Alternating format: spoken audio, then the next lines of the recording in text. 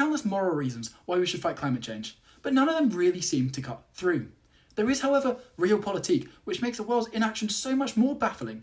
Climate change is a massive security threat that undermines regime stability everywhere. All major Western militaries, even that of the US, have identified climate change as a security threat.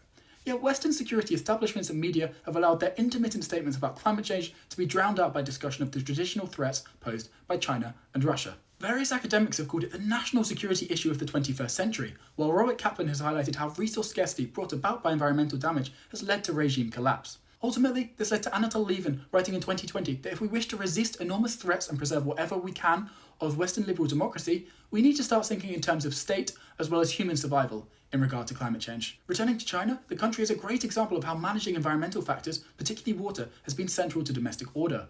On repeated occasions, the failure of Chinese authorities to limit the effects of extreme weather events was seen as an indication of a dynasty's loss of the mandate of heaven, the ancient Chinese conception of state legitimacy. The result was increased banditry, mass unrest, and displacement. Internal rebellion was responsible for the fall of dynasties at least as often as outside invasion, and very often the first led to the second. Iran is an example of a modern-day country with a regime that is equally being existentially undermined by a lack of control over water, while Syria and Somalia are also cases of eroded government authority due to resource conflict. In the end, climate change needs to be viewed as what it is: the most significant existential risk for most states in the world.